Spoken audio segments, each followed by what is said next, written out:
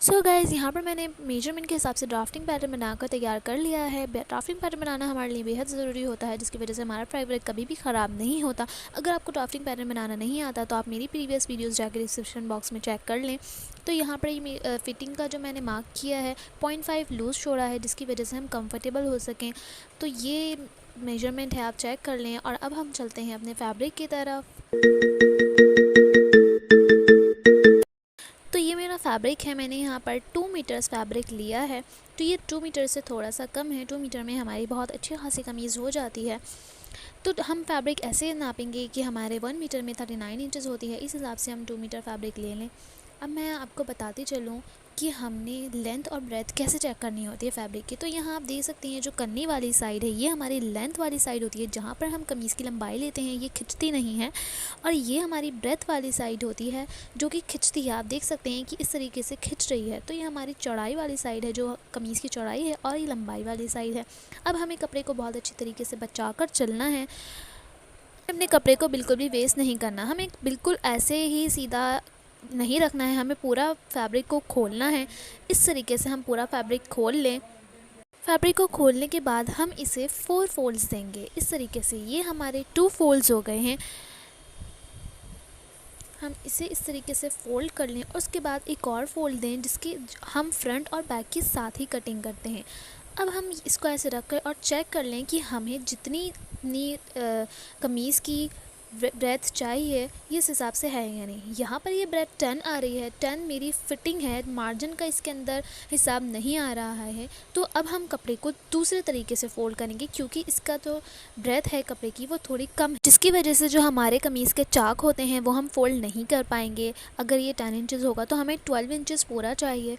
तो अब हम कपड़े को जो है दूसरे तरीके से फ़ोल्ड करना सीखेंगे। अब हम इस फैब्रिक को खोल लें और इसको दूसरे तरीके से फ़ोल्ड करेंगे और कपड़े को बचाते हुए ही चलेंगे। तो अब हमने इस तरीके से कपड़े को फ़ोल्ड करना है। दोबारा इसकी लेंथ को नीचे की तरीके से मोड़ लें, इस तरीके से।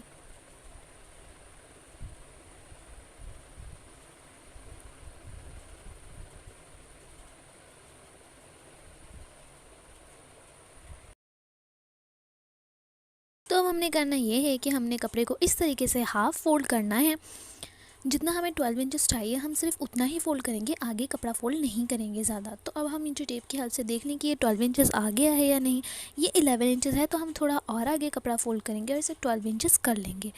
अब मैं यहाँ पर दोबारा चेक कर रही हूँ, ये 12 इंचज़ आ गया है। अब हमने टॉप से बॉटम तक चेक करना है कि ये 12 इंचज़ है या नहीं। तो मैं यहाँ देख रही हूँ कि ये यहाँ से भी 12 इंचज़ है और ये टॉप से भी 12 इंचज़ है।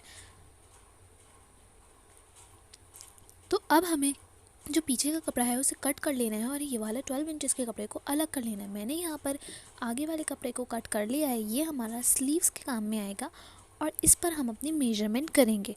तो अब हमने मेजरमेंट के लिए कपड़े को रॉन्ग साइड पर फ़ोल्ड करना है। चॉक से जब हम मेजरमेंट करते हैं तो हमें कपड़े को रॉन्ग साइड पर ही फ़ोल्ड करना होता है। इस तरीके से हमने कपड़े को फ़ोल्ड कर लिया है। अब हम इसके ऊपर अपनी मेजरमेंट करेंगे। तो सबसे पहले हम अपने शोल्डर की तरफ से स्टार्ट करेंगे। शोल्डर में मेजरमेंट में शोल्डर है हमारा 7 इंचज़, तो अब मैंने यहाँ पर 7 इंचज़ पर मार्क कर लिया है। अब इसके बाद हम आर्म होल का मार्क करेंगे। अगर हमारा शोल्डर 7 इंचज़ है तो हमारा हाफ इंच का मार्जिन छोड़कर 7.5 इंचज़ हमारा आर्म होल होगा। मैं यहाँ 7.5 इंचज़ पर मार्क कर रही हूँ। जैसे अगर हमारा शोल्डर 8 इंचज़ हैं तो 8.5 हमारा आर्म होल होगा। अब यहाँ मैं ब्रेस्ट का मार्क कर रही हूँ, जो कि मेरा 9.5 इंचज़ है। आर्म होल के ठीक नीचे हमारा ब्रेस्ट का मार्क लगता है। यहाँ पर मैंने 9.5 इंचज़ मार्क कर लिया है और लाइन क्रिएट कर ली है। अब हमारा जो वेस्ट होता है वो शोल्डर टू वेस्ट हमारा 14 इंचज़ होता है। तो 14 इंचज़ पर हम एक छोटा सा मार्क कर लें और 14 इंचज़ से हम अपने वेस्ट का मार्क लगाएंगे। तो यहाँ पर हमारा वेस्ट जो है वो 8.5 इंचज़ है। 8.5 इंचज़ पर मैंने मार्क कर लिया है। अब हमारा जो शोल्डर से हिप तक होता है वो 21 इंचज़ होता है। तो 21 इंचज़ पे मैंने एक छोटा सा मार्क कर लिया है। अब हम 21 इंचेस से यहाँ से अपना हिप का मार्क लगाएंगे जो कि मेरा 10 इंचेस है। यहाँ पर मैंने 10 इंचेस पर मार्क कर लिया है। ये एक नॉर्मल मेजरमेंट है जो कि एक नॉर्मल इंसान की आ सकती है। 21 इंचेस और 14 इंचेस हम सबकी नॉर्मल ही होती है, इसलिए हम 21 और 14 इंचेस पर ही मार्क लगाते हैं ज़्यादातर। अब हमने ये सारी लाइंस को आपस में मिला लेना है। ये हमारी जो है ये फिटिंग का निशान है। इस तरीके से हमने यहाँ पर मिला लेना है। और जो ये हमारा हिप का जो निशान है ये हमारे बॉटम तक ही रहता है सेम। ये हमारा फिटिंग का निशान लग गया। अब हम मार्जिन का निशान लगाएंगे। उससे पहले हम अपने आर्म होल की शेप देंगे। आर्म होल की शेप हम आर्म होल का सेंटर जो हमारा 3.5 है वहाँ से इस तरीके से आर्म होल की शेप दे देनी है। ये हमारी आर्म होल की शेप आ गई है। होल की शेप के बाद अब हम अपना मार्जिन का निशान लगाएंगे। मार्जिन हम हमेशा 1.5 इंचेस ज़रूर छोड़ते हैं जहाँ से हम कटिंग करते हैं, तो यहाँ पर मैं 1.5 इंचेस अपना मार्जिन का ले रही हूँ। 1.5 इंचेस ही हमें टॉप से बॉटम तक ही छोड़ना है। ये हमारा चाकू के लिए 1.5 इंचेस का मार्जिन है। अब यहाँ से हमारे चाक फोल्ड होते हैं। अब इसके ऊपर मैं लाइन क्रिएट कर रही हूँ।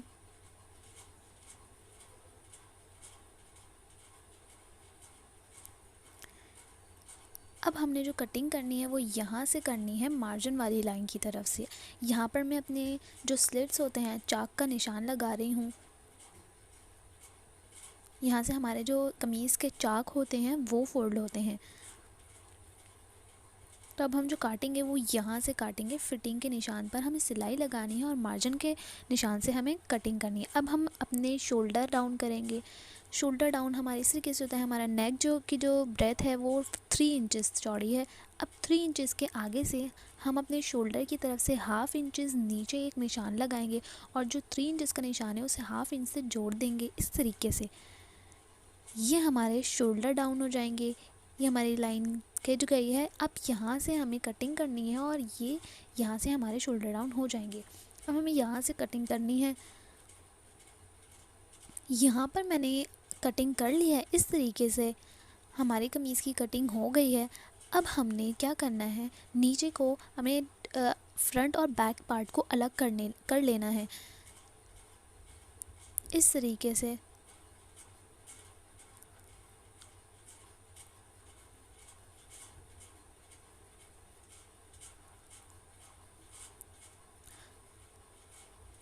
तो यहाँ से हमारा फ्रंट और बैक पार्ट अलग हो गया है। अब हमने फ्रंट पार्ट को खाली लेना है और बैक पार्ट को अलग कर देना है। तो ये हमारा फ्रंट पार्ट आ गया है कमीज़ का। फ्रंट पार्ट पर हम जो है अपने फ्रंट आर्म होल की शेप देंगे जो कि बहुत ज़रूरी होती है। अगर हम फ्रंट आर्म होल की शेप नहीं देते तो हमारी कमीज़ की फ़िटिंग बिल्कुल भी अच्छी नहीं आती है आर्म होल की साइड पर से। तो हम आर्म होल की शेप इस तरीके से देंगे।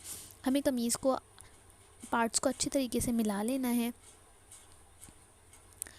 अब यहाँ से हमने अपने आर्म होल की शेप देनी है।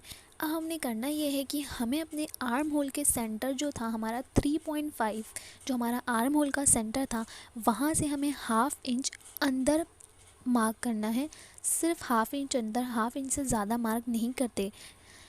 तो यहाँ पर हमने हाफ़ इंच मार्क करना है और ऊपर से उस हाफ़ इंच के अंदर ही एक राउंड शेप दे देनी है जैसे आर्म होल की होती है। ये आप देख सकते हैं। इस तरीके से मैंने फ्रंट आर्म होल की शेप दे दी है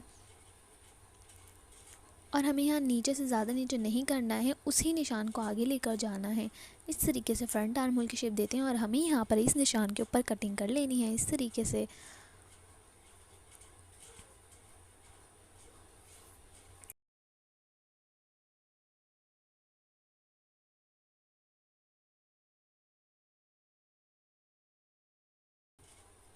तो मैंने यहाँ अपने फ्रंट आर्म होल की कटिंग कर ली है। ये हमारी कमीज़ की सिंपल कमीज़ की कटिंग होकर तैयार हो गई है। इस तरीके से हमारी सिंपल कमीज़ कटिंग होती है। सबसे ईजीएस्ट वे है कमीज़ कटिंग करने का। So guys, if the video is helpful then please like, share and subscribe to my channel.